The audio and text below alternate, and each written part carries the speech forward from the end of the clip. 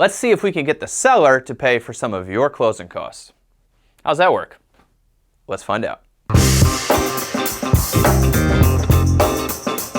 All right, so we're making an offer on a home and we want to ask the seller for closing costs. There's a couple things that we want to really narrow in on. One, you want to have clear communication from your lender.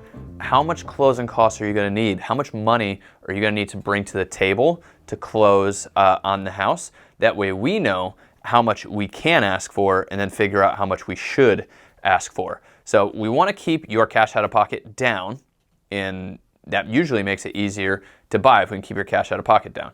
But we also want to keep in mind we want to get the house. So we don't want to ask for too much where the seller declines our offer. So keep in mind a couple things.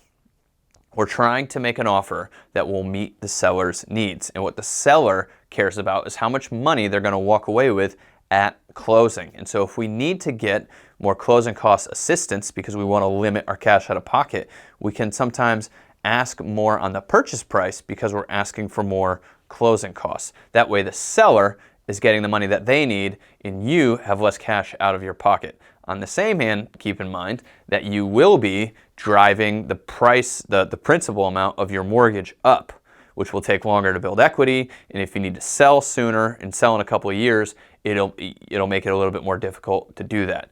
So keep those things in mind. We can ask sellers to help with your closing costs, to lower your cash out of pocket, but we want to make sure we do it the right way and look at the situation and figure out what we think we can ask for to get your offer accepted. So that's always the thing that comes up is closing costs, and that's usually what we do.